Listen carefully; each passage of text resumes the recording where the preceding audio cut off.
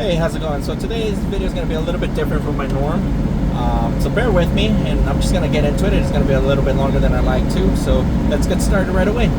So about 18 years ago now, 17-ish, I started dating this one girl, and she was gorgeous. I mean, top of the line. I'm talking 9 out of 10, being modest here. But the problem with this girl, as beautiful as its curves, face, everything was, it was an abusive relationship, and I didn't realize it. Not until it was not necessarily too late, but I was too deep in. And of course, some of my excuses to it all was, oh, nobody knows her like I do, I love her, all that nonsense that people in abusive relationships and toxic relationships should be aware and say, actually. Or will say, I guess. So there was a monthly habit that was very expensive that I shouldn't have supported. And there was a weekly habit too that had me going into very sketchy situations in very sketchy parts of town. But at the time I didn't care, right? I was in love. Who cares? Of course, people tried talking me out and said, hey, why don't you not be in that relationship? And of course I ignored it because I was young and I had a beautiful girlfriend. But 2 years into the relationship, I did something and I messed up pretty bad. So we went our separate ways. Back in 2019, we met up again and we started seeing each other again. And a lot of it was nostalgia. Really, it wasn't really I guess some of the feelings came back, and all this big smile on my face came back. And the problem was that my wife wasn't very fond of her. And of course, unfortunately, for that and other reasons, I had to call it a day again. With that said, this is my very poorly made attempt to honor, or as an homage, if you will, for comments I used to love her and Tupac's Me and My Girlfriend, which of course in this instance my girlfriend was the Nissan 300ZX. The abusive relationship we had with that, a toxic relationship, that motherfucker would break all the fucking time, man. Every month it was an alternator, it was a bypass hose, it was some freaking bushing, it was the clutch. Every week a tire would go out. Every freaking week wires would be sticking out. The alignment was so bad. Now I blame that one on my ignorance, and some guy had told me that they couldn't align it, which was bullshit, but 16, 17-year-old me didn't know any better. So I just dealt with it, and sometimes I had to go to a really sketchy tire shop just because it was open late at night, because I was driving late at night, and I needed another tire, and I stopped buying new tires because that burned a hole in my pocket really quick. And of course everybody would tell me, you need something more practical, and of course my dumbass said, no, it's a beautiful car. It's a 94, by the way.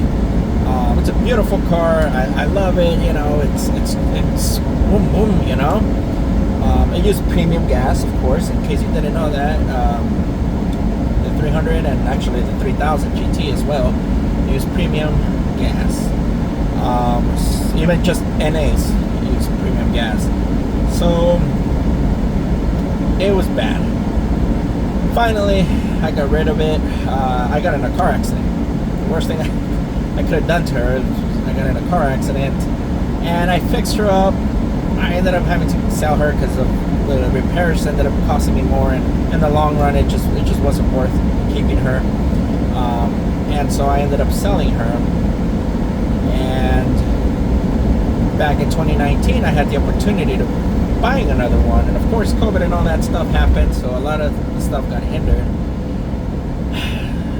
So I realized that I still had all the fun memories of it, but my wife didn't really like it. It was too low. And it was like, well, what's the point of having this car if my wife doesn't like riding in it? So I was paying insurance on it. It was garage most of the time that I had it. This is a 95. I bought a 94 and a 95 during this period. My first 300 was a 2+2. The second one I bought was a 2-seater, but I didn't like that, and it had a salvage title. However, it was a stick shift. The 95 was an automatic, and it was a 2+2. So it was really nice. You guys, if you go to one of my first videos, that's the one that I had. However, I ended up changing it into a manual. I had the donor car sitting right there, and I ended up changing it into a manual. And so I enjoyed every second of it driving it. But like I said, and I'm not blaming my wife. I ultimately had the decision to get rid of it. But like I said, it was sitting. I was paying insurance on it. If I wasn't gonna, ride around with my wife in it, and we actually went on our first date on that 94 300Z back in the day when I first had it. So, but again, if that was the whole thing, to capture that essence, and if it wasn't gonna happen, I just had to get rid of it. But I did want to kind of say that in the story, that it was my wife that didn't like my girlfriend.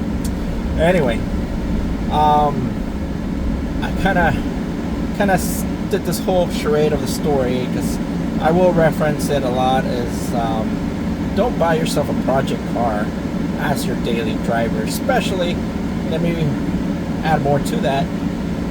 Don't be a young kid learning how to drive and buy yourself a car like that, a 300, a Mustang, a Camaro, whether even if it's a V6, a Honda Civic Si. I know, those freaking movies make it look so great. I mean, they're nice cars. You know about this. You're learning about cars, but you're not going to work on it the way you think you are. You're not going to fix the problems the way you think you are. Get yourself a nice 4-cylinder, super vanilla car. After that, the savings, the money you're gonna save on the gas, the money you're gonna save on insurance, on repairs, you can buy yourself that nice car. I've seen it time and time again. People, again, myself, buy yourself a nice car and end up broke because you almost have to take it to the mechanic to get it fixed because you need it for work for the next days, and it's a vicious cycle, right? You need your car to go to work, you need to pay your car bill, but all that good stuff. But just be careful. And I will talk about the 300 a little bit more as I will make a few more videos about buying a used car.